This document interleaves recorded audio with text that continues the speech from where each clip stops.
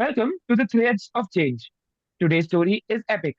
It is about G.D. Birla, Gandhi, Nehru, the transformation of the Birla House, and the intimate connection between business, ideology, emotion, and the very soil of India. With me today are two guests, Professor Vaishnavi, a historian and a writer, and Akshaya, a master storyteller. We're going to leave nothing out. Are you guys ready? Absolutely, Yash. Let's see just how many layers we can uncover within this saga. This isn't just history, it's also personal drama, political chess, and the evolution of a nation's soul. Let's begin. So, Vaishnavi, could you help us step into shoes of young G.D. Birla, not the iconic tycoon, but the spirited, ambitious youth from Pilani? What sort of environment shaped his earliest dreams and frustrations, and what drove him to challenge the world around him? So, Birla's birth was both a privilege and a trial. Born into a Marwadi family with enterprise in his blood, he inherited a natural flair for business. But in colonial India, the legacy met the unyielding walls of British prejudice. A perfect example of this is the infamous incident at the Calcutta Club, where he was refused entry and was no isolated affront. So, time again and again, he was denied access to lifts, offices, and garden parties, enduring a pattern of humiliation that seared itself into memory. In his own words, these indignities created a political interest he never lost. His first decisive step into adulthood came at just 16. Ignoring his brother's advice, he plunged into the jute trade as a broker. It was an audacious choice in a market dominated by the British. Almost immediately, the colonial establishment sought to crush him. Banks tightened credit, raising interest rates to near impossible levels. Powerful Scottish agencies purchased land solely to obstruct his ventures. At one point, faced with financial strain and ridicule, he nearly sold out to Andrew Yule. Yet, in that moment of crisis, pride outweighed despair. Standing firm, Birla declared, "The money is ours, the mills are ours, we will run them as we please." It was not just defiance, but the beginning of his rebellion against an empire that had long refused him dignity. This was a scene worth lingering on. Imagine the atmosphere, the quiet menace of exclusion, the cold order of colonial power, and the weight of isolation pressing in on a young industrialist. It was in that moment, surrounded by hostility and humiliation, that Birla resolved to defy the imperial monopoly. That act of defiance rippled far beyond his own fortunes. It cracked open the gates for an entire generation of Marwadi entrepreneurs. By the mid 1920s, six Indian run jute mills stood where none had before. Their collective output might have been small compared to the Scottish giants, but their symbolism was immense. Birla's leap into jute marked the first deliberate, organized Indian foray into a domain long fenced off by the British enterprise.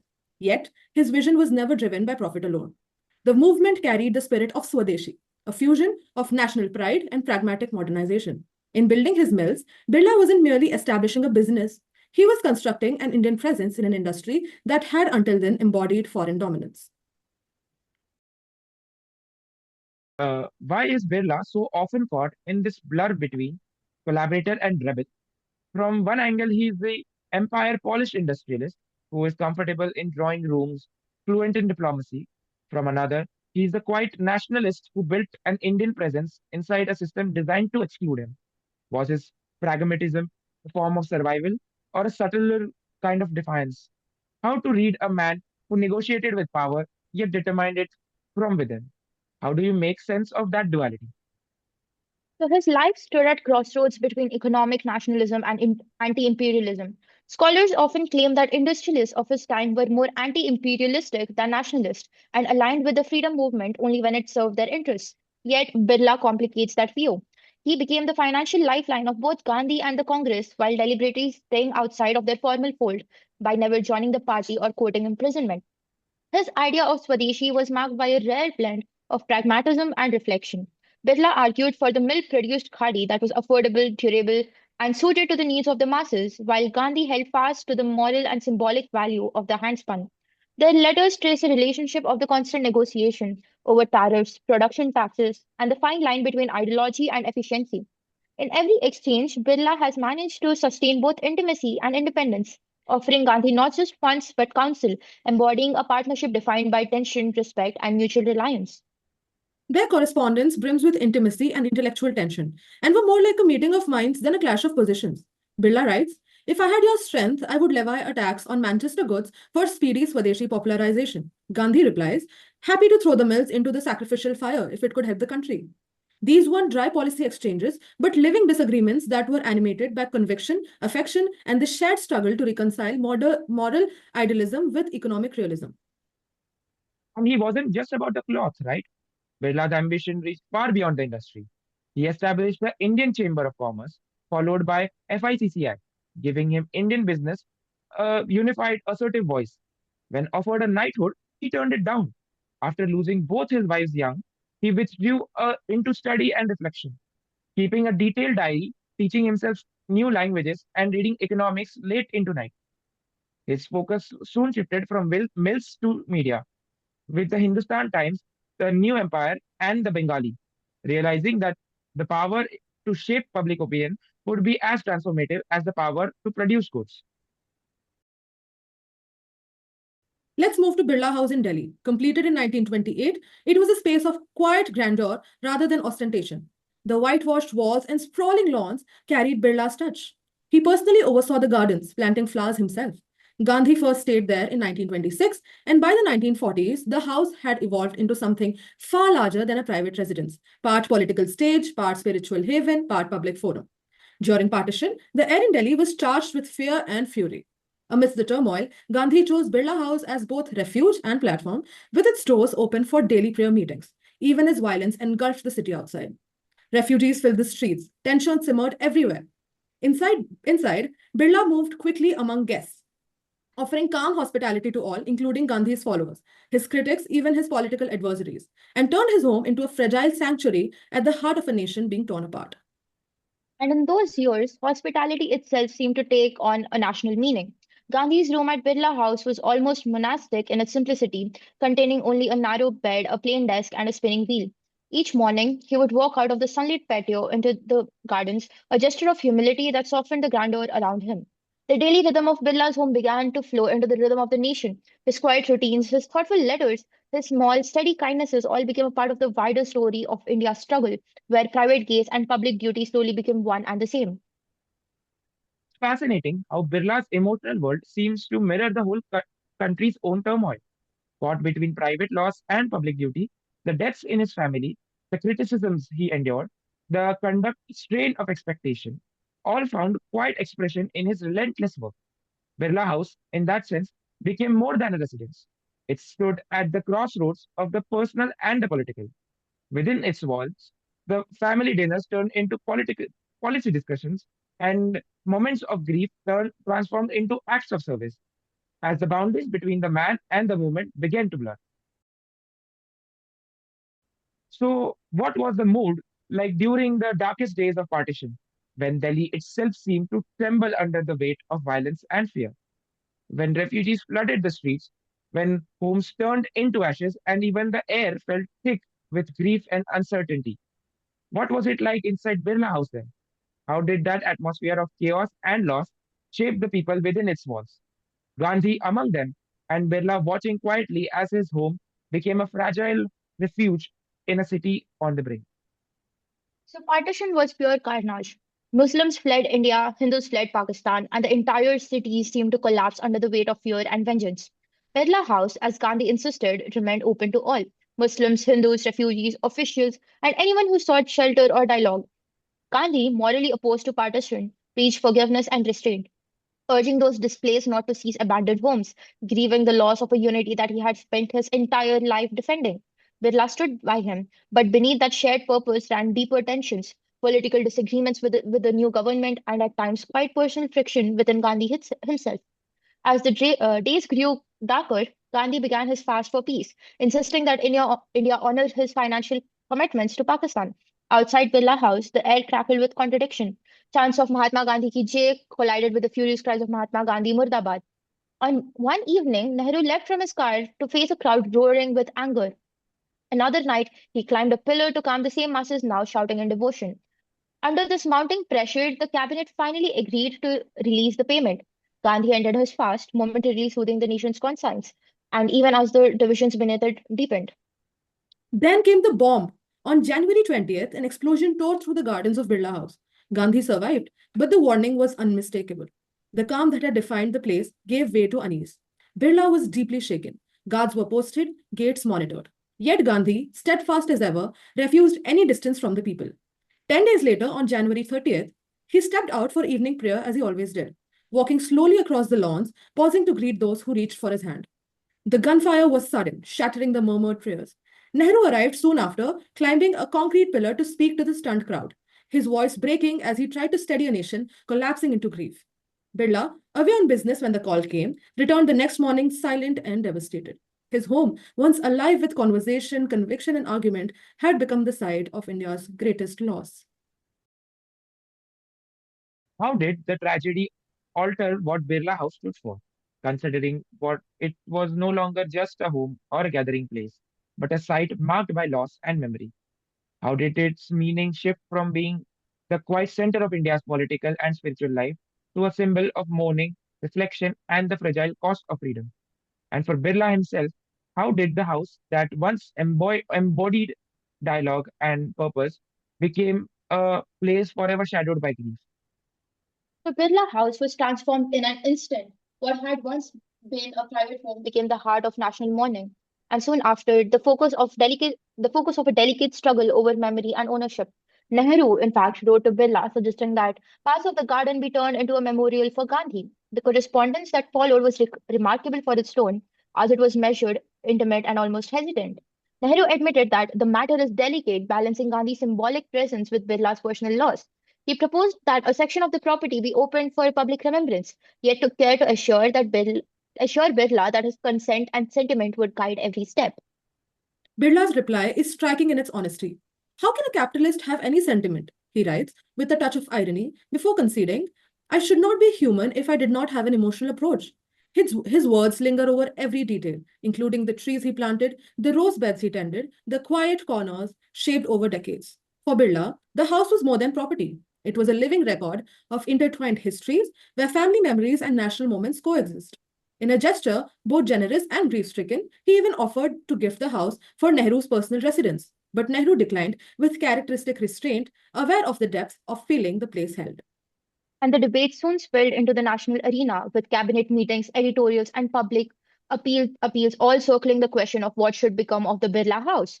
Some called for compulsory acquisition, arguing that Gandhi's final step should belong to the people.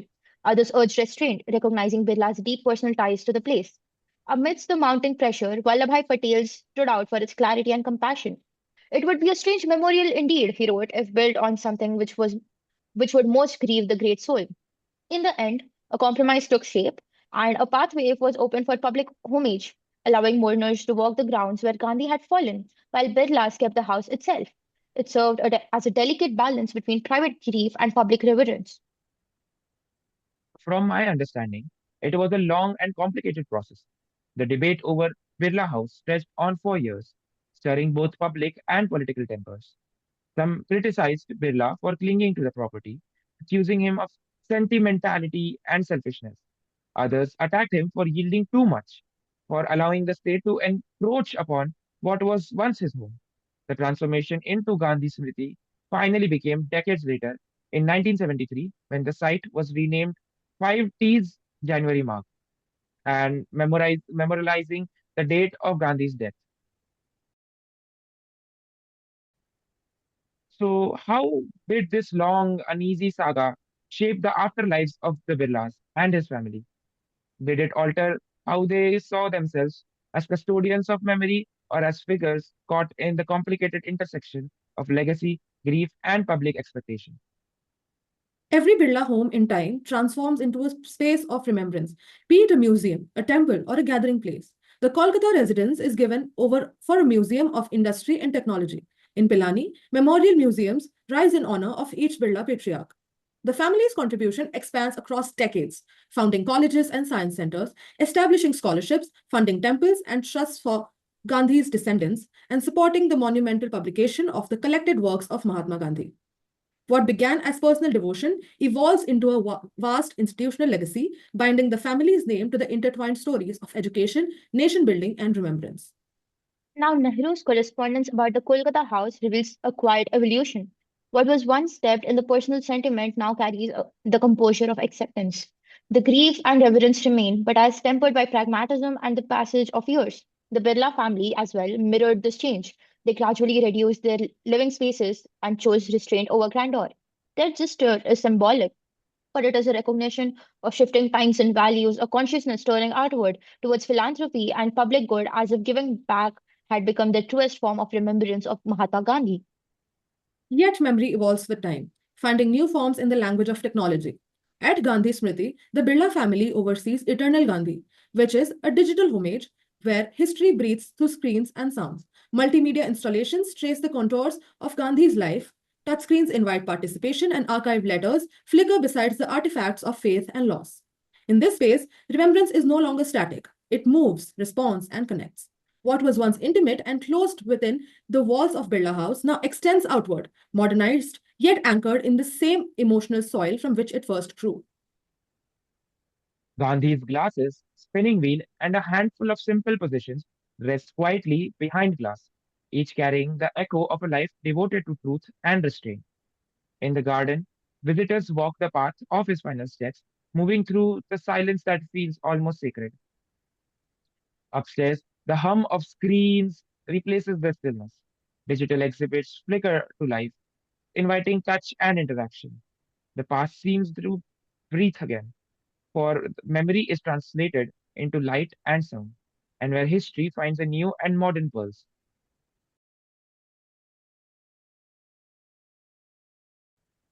Okay, so let's turn to the controversies that continue to shadow his legacy. Was Birla truly driven by patriotism and a vision for national progress, or was his support for Gandhi and the Congress rooted more in self interest, ensuring protection and prosperity for his business empire during turbulent times? Now, when you look at it, it's a complex picture. Birla was often faulted for keeping his distance from the Congress, for never facing imprisonment, and for occasionally benefiting from his political proximity. His method of mediation, that was balancing diplomacy, persuasion, and quiet influence over both the British and the Congress, and invited both criticism and admiration. Yet, beyond the doubts and accusations, few matched his commitment to the funding the movement, settling conflicts, and laying the financial and institutional groundwork for India's economic independence. Also, his letters reveal a man deeply wounded by the constant scrutiny and whispers surrounding his closeness with Gandhi. Each accusation seems to leave its mark, yet he continues to shoulder the weight of expectation. Birla becomes not just an organizer or benefactor, but a quiet witness to the emotional toll of nation building, bearing in equal measure the strain of public duty and the ache of personal loss. Legacy then becomes an intricate tapestry rather than a simple verdict. Birla is neither a hero nor a villain, but a figure defined by tension between faith and pragmatism, profit and patriotism, devotion and doubt. His private grief and public driven blur together, creating a legacy that resists neat categorization, yet stands as proof of how deeply personal conviction can shape the course of a nation. Birla's story is not just about factories or wealth. It lives in the trees he planted, the rooms he kept in order, and the dinners that turned into quiet moments of history. The Birla family's slow act of letting go carries a deep sense of emotion, filled with hesitation and grace. Each gift they make, whether it is a house, a museum, or a memory, becomes a meeting point between affection and duty. Over time, the generosity changes form as technology and remembrance come together to preserve his legacy in ways that feel both intimate and enduring. When you walk through Gandhi Smriti, you are surrounded by the echoes of debate, sacrifice, and quiet endurance. Every pathway and tree carries traces of both the enterprise and compassion. This space reminds us that the personal and the political are never separate, that the nation itself is shaped as much by feeling as by vision, by choices of individuals whose private lives became a part of the public memory. As we close, what remains is a reminder that history is shaped as much as by pride, as by pain, as by agency and memory. Modern India did not emerge only through laws or negotiations, but through families who dreamt, gardens that witnessed, conflicts that tested, and hopes that endured. It is a story of intimate struggles, quiet perseverance, and the choices of individuals whose lives became part of the nation's story. Vaishnavi and Akshaya, thank you for bringing your insight and passion to this conversation. And to our listeners, thank you for walking with us through the every story and reflection. We'll see you next time on the threads of change. Thank you. Thank you. Thank you.